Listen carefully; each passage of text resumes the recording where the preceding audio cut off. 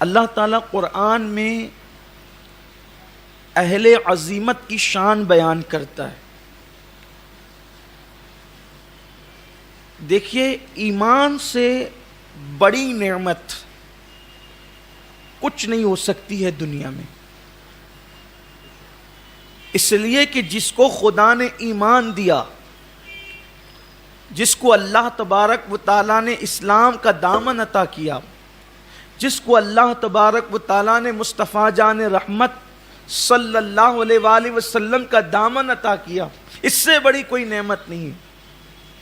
یعنی حضور کا دامن اگر ہمارے ایمان، ہمارے دل کے ہاتھوں میں ہے، ہمارے دل کا کنیکشن مصطفیٰ جان رحمت سے ہے، تو گویا کہ اللہ سے ہمارا تعلق جو ہے وہ حضور کے واسطے سے جڑ گیا ہے، خدا کی بارگاہ سے ہمارا تعلق جڑا ہوا ہے، صرف حضور سے دل کا تعلق جڑنے کی وجہ سے۔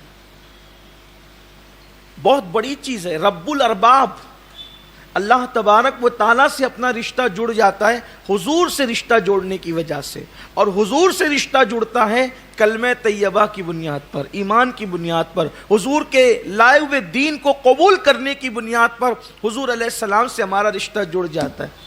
اور اب قرآن مقدس، اس لیے کہ قرآن اللہ کی کتاب ہے اور یہ قیامت تک کے لیے اہل ایمان کو جو ہے وہ رہنمائی فراہم کرنے والی کتاب ہے۔ ایسا نہیں کہ کبھی حالات کچھ تھے اور یہ تھے، اس کے مطابق گفتگو کر دی گئی اور میٹر ختم ہو گیا، نہیں۔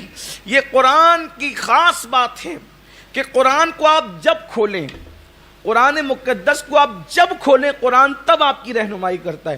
حد تو یہ ہے کہ اگر آپ کو سفر پر جانا ہے اور اگر آپ اللہ سے اجازت لینا چاہیں، آپ قرآن مقدس کھول کر کے اس کی ابتدائی آیتیں پڑھ لیں، اس میں آپ کو آج بھی ملے گا کہ سفر کرنا ہے کہ نہیں کرنا ہے۔ یہ اولیاء اللہ کا طریقہ ہے، یہ اہل اللہ کا طریقہ ہے کہ اگر آپ اللہ رب العزت سے اذن لینا چاہیں، اجازت لینا چاہیں کہ قدرت کی کیا مرضی ہے، لیکن بس اس کا طریقہ یہی ہے۔ ہم قرآن مقدس سے فال نکالنے کی بات نہیں کر رہے، لیکن قرآن مقدس میں آپ دیکھیں گے وہ آیتیں، جیسے آدمی خواب کی تعبیر سے کچھ نتیجہ نکالتا ہے، ویسے قرآن کی آیتوں سے نتیجہ نکالتا ہے۔ بے شمار صوفیاء کرام نے جب کہیں سفر کرنا چاہا تو انہوں نے قرآن مقدس پڑھا، اور اسی کو تو سیدنا ابن عباس فرماتے ہیں کہ میری اونٹنی کی نکیل بھی گم ہو جاتی ہے تو میں اس کو قرآن میں تلاش کرتا ہوں۔ آپ غور کریں، آج ہم سفر کریں یا نہ کریں، بلکہ یہ تو چھوٹی سی بات ہے کہ اس سے اجازت کس طرح کیا ملتی ہے، اور بھی اسرار و رموز ہے، لیکن کوئی اس کا متحمل تو ہو۔ انسان کی زندگی کے اندر آگے کے حالات کیا آنے والے ہیں، اگر انسان اس کو اس طریقے سے جو ہمارے بزرگوں نے بتایا ہے قرآن اٹھا کر کے دیکھے تو آپ کی آگے کی زندگی کے حالات کے اشارے بھی آپ کو مل جائیں گے۔ قرآن کی خاص بات ہے، کسی کتاب کے اندر یہ چیز آپ کو نہیں ملتی۔ ایک وقت تھا کہ جب لوگ جنگوں کی اور جہاد کے لیے نکلتے تھے تو قرآن میں دیکھتے تھے کہ ہمیں فتح ہوگی یا شکست ہوگی، اور ان کو نظر آتا تھا۔ قرآن دکھانے والی کتاب ہے، آپ کیا سمجھتے ہیں؟ یہ اور بات ہے کہ آپ نے اس کو تیجے 40ویں اور جہیز میں دینے تک محدود کر دیا۔ بڑی عظیم تر کتاب ہے، کوئی اس سے تعلق جوڑ کر دیکھے، قرآن سے کوئی تعلق اور رشتہ جوڑ کر دیکھے، پھر دیکھے کہ قرآن کی کیسی برکتیں نازل ہوتی۔ ہمارے بزرگوں نے یہ فرمایا کہ قرآن کا نزول بند ہوا ہے، معنی قرآن کا نزول آج بھی دلوں پر اتر رہا ہے، قرآن کے معنی آج بھی دلوں پر اتر رہا ہے۔ تو قرآن مقدس میں اللہ تبارک و تعالی، اللہ کے علم میں یہ بات ہے کہ جب میرے بندے کلمہ پڑھیں گے، ایمان لائیں گے تو مخالف ہوائیں چلے گی، اس لیے کہ اہل باطل کو، گندگی پرستوں کو، باطل پرستوں کو، نفس پرستوں کو، اقتدار پرستوں کو کبھی یہ بات ہضم نہیں ہوگی کہ اللہ کے بندے سیدھے رستے پر جائیں۔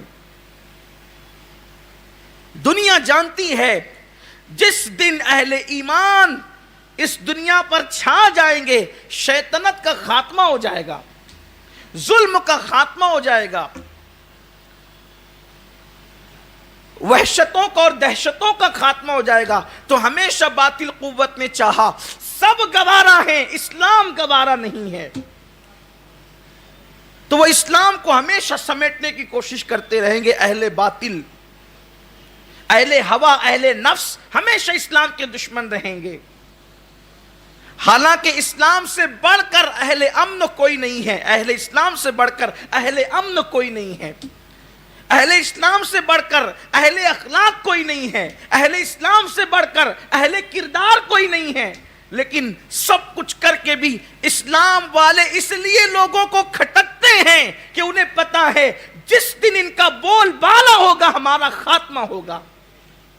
قدرت کے علم میں یہ بات ہے کہ اہل اسلام جب اسلام قبول کریں گے تو ان کو اسلام سے ہٹانے کی کوشش کی جائے گی.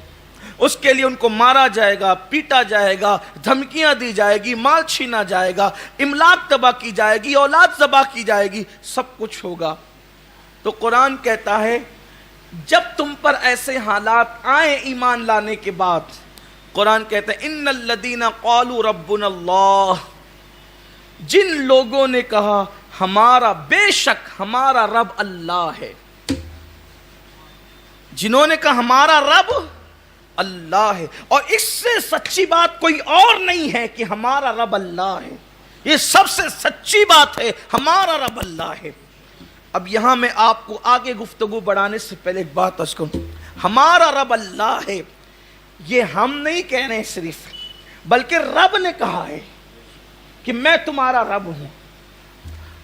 اب یعنی اللہ سے جو اپنا رشتہ ہے، اللہ سے جو اپنا رشتہ ہے، سارے رشتوں سے پہلا رشتہ ہمارا اللہ سے ہے. یہ جو خوف، ہراس، افسردگی، مایوسی جو مسلمانوں کے اندر کوٹ کوٹ کر کے بھری جا رہی ہے، وجہ یہ ہے کہ اللہ سے تعلق ٹوٹ گیا ہے. اور بات تو یہ ہے ہر چھوٹا بڑے سے رشتہ جوڑتا ہے، ہر کمزور طاقتور سے رشتہ جوڑتا ہے، ہر کلاش غنی سے رشتہ جوڑتا ہے. یہ اس کی کیا شان کریمی ہے کہ اس نے ہمیں پیدا کرنے سے پہلے روحوں کی شکل میں، ابھی ہم جسم میں بھی نہیں آئے تھے، ہمارے جسم کی ترتیب نہیں ہوئی تھی، عناصر اربع سے ہمیں تیار نہیں کیا گیا تھا. اس وقت تو روحوں کی کائنات کے اندر اللہ نے ہم سے رشتے کو جوڑا نہیں، تب بھی اس دن بھی رشتے کا اظہار کیا. رشتہ جوڑا کب، وہ تو جوڑنے والا ہی جانے. یعنی رشتے کی تاریخ، قدرت سے ہمارے رشتے کی تاریخ کتنی پرانی، کتنی قدیم ہے. اس دن بھی جب ہم روح کی شکل میں تھے، رشتہ جوڑا نہیں بلکہ اظہار کیا. الست بربکم، یہ نہیں کیا آج سے میں تمہارا رب نہیں ہوں، یہ نہیں کہا. الست بربکم، کیا میں تمہارا رب نہیں ہوں؟ کیا میں تمہارا رب نہیں ہوں؟ سب کہہ اٹھے قالوا بلا، بے شک تو ہمارا رب ہے، بے شک تو ہمارا رب ہے. اب رب وہ ہمارا رب ہے اور ہم اس کے بندے ہیں، عبد ہیں، تو پتا چلا اپنا سارا معاملہ اس کے ہاتھ ہے. وہ ہمیں کھلائے گا اس کے کرم پر ہے، پلائے گا اس کے کرم پر ہے، مصیبتوں میں نجات دے گا اس کے کرم پر ہے، بیماریوں میں شفا دے گا اس کے کرم پر ہے، بلاؤں سے نجات دے گا اس کے کرم پر ہے. لیکن بس کوئی اس سے جڑے، اس سے تعلق جوڑے.